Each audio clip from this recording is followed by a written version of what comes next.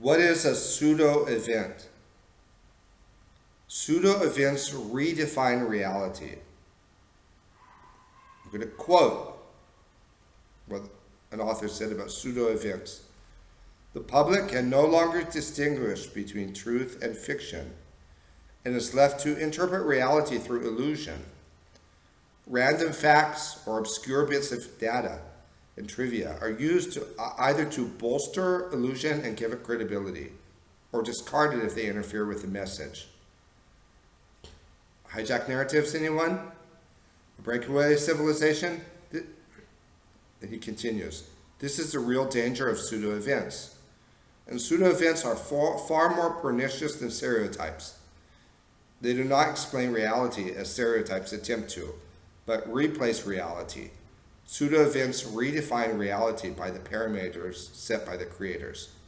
I'm going to give you an example. In 2016, during the hysteria of Zika, well, let me back up. I used to listen to a lot of Catholic radio, and I heard Catholic theologians and journalists say the Vatican will never compromise on the use of, on approving the use of preservatives or condoms. That's a red line the Vatican will never cross. In 2016, with the hysteria about Zika and microcephaly, the Pope came out and he said, for the first time, it's okay for people to use condoms, to not have babies. As John Rappaport pointed out at the time, this was depopulation by press conference. That's exactly what we're talking about here, depopulation by press conference. Karl Rove, who was Bush administration's senior advisor and chief strategist, he addressed a group of journalists where he said the following: people like you, journalists, intellectuals, believe that solutions emerge from your judicious study of discernible reality. That's not the way the world really works anymore. We're an empire now. When we act, we create our own reality.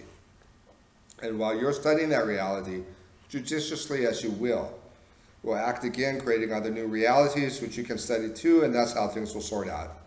We're history's actors, and you, all of you, will just be left to study what we do. Okay, that's pretty much where we're at. Where there's reactions and actions and reactions, but it's based on something that's not even real. AIDS, COVID-19, climate change, global warming, terrorism, and that's something that even the so-called radicals, they don't want to touch. Like for the left, they'll go right up to they can talk about corruption, they can talk about immorality, but they'll go right up to the line. They can't talk about the leaders being criminals, because that takes it to a whole nother level. And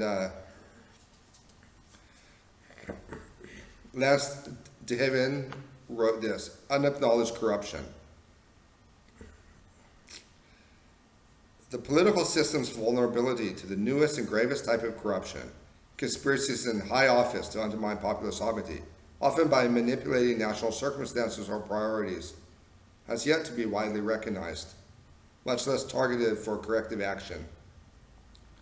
When suspicious incidents occur that alter the nation's objectives, disrupt presidential elections, provoke military actions, or otherwise affect the national agenda, Americans tend to accept the self-serving accounts of public officials, seldom considering the possibility that such incidents might have been initiated or facilitated by officials themselves. This mass gullibility, which self-invites state crimes against democracy, is unlikely to change until SCAD detection and prosecution are improved. So, one of the things that I find now, with some decades having passed since the September 11th attacks,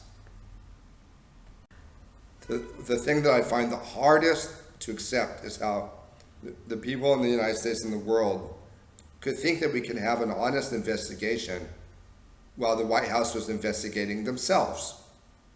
The proverbial fox guarding the hen house. They don't see the circular nature of that kind of reasoning because it's implicit and it's as natural as breathing. And here people tell me they're not interested in politics, and they have a different energy that drives them. You can see it on their faces.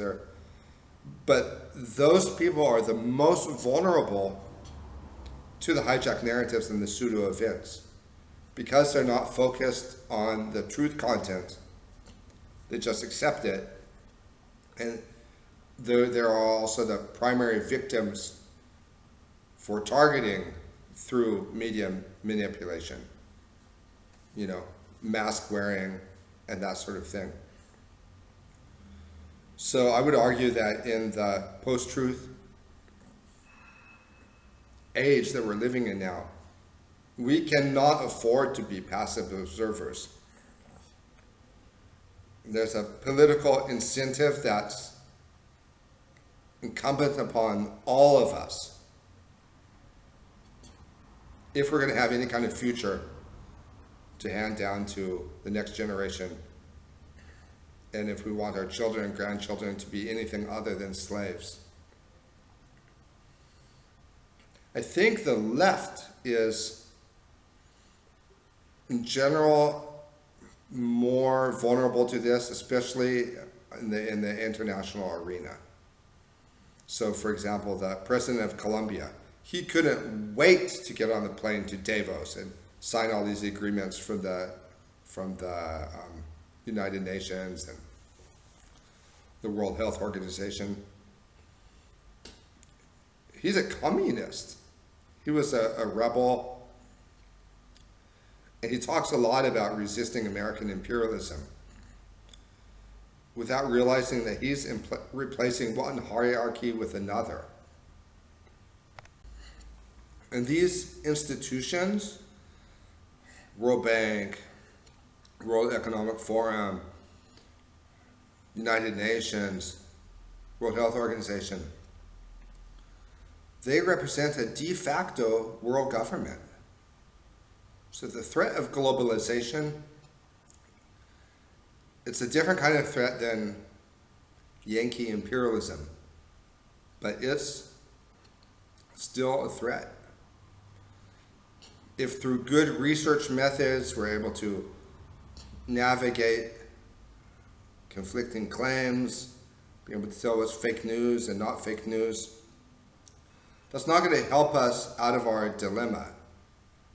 It might make us good students, but we haven't solved the intrinsic problem of the relativity of the narratives.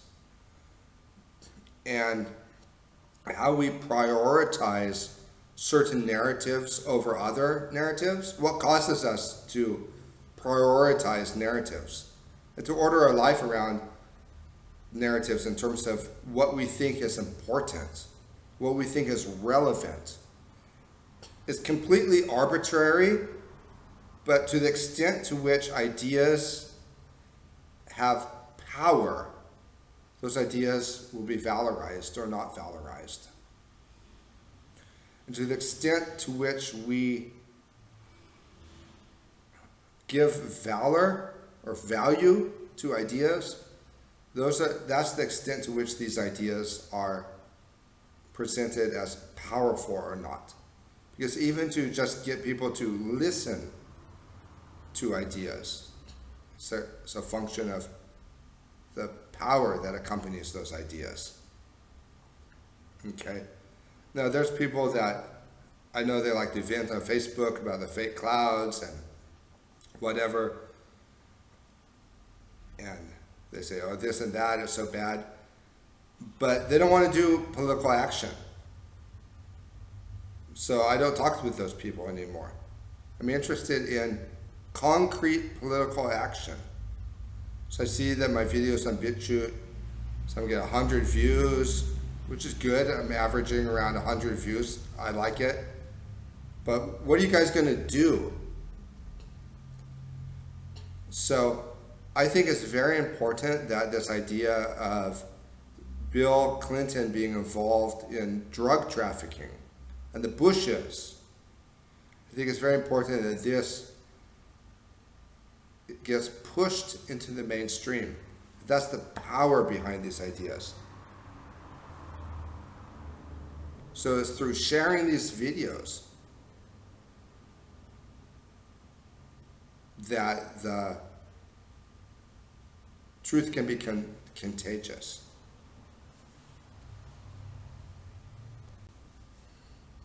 I've spent the last few weeks researching all of the airports that they would bring the drugs into the United States.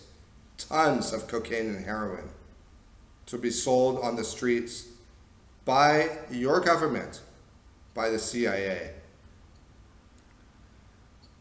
And I had one person recently ask me, if the United States is just drug smuggling, why do we have the DEA, the Drug Enforcement Agency?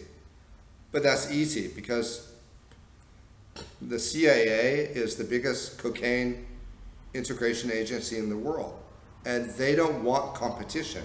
So they have another arm of the government that can go around putting people in jail for doing what they're doing. They ensure that there's a high price. So when it comes to these ideas of false flag terrorism, government drug dealing, stolen elections, assassination of political leaders, large-scale manipulation of the climate, this is an area where most people just don't want to go. But it's crucial that we do go there if we're going to have any kind of future for our children.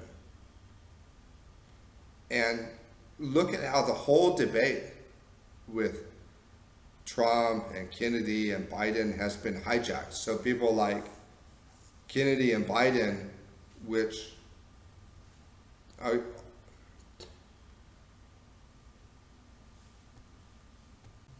let me just put it this way. I want to wait and see what happens in this election cycle. I'm optimistic. I'm glad some ideas have got onto the table.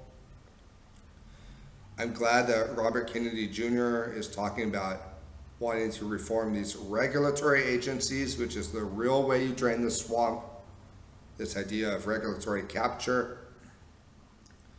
But I'm not optimistic about the ability to end corruption if the politicians that are calling for ending corruption and draining the swamp aren't identifying the real problems and the real CIA drug dealing.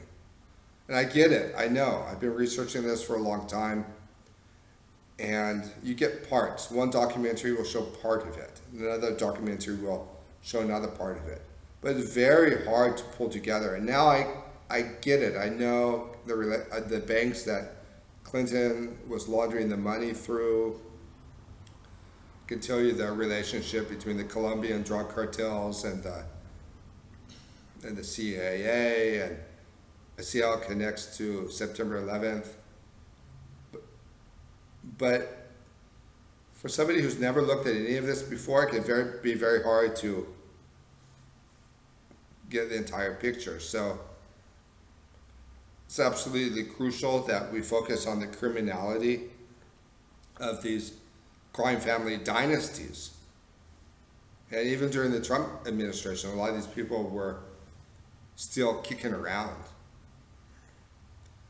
And there's complete unaccountability of those who are involved in the drug smuggling and the terrorism that claimed so many American lives. So we really are so far down the roads of the hijacked narratives that we need to, those that are watching, you need to be the foot soldiers helping us push this further into the public consciousness so that it becomes a hot button theme that will be addressed by more people.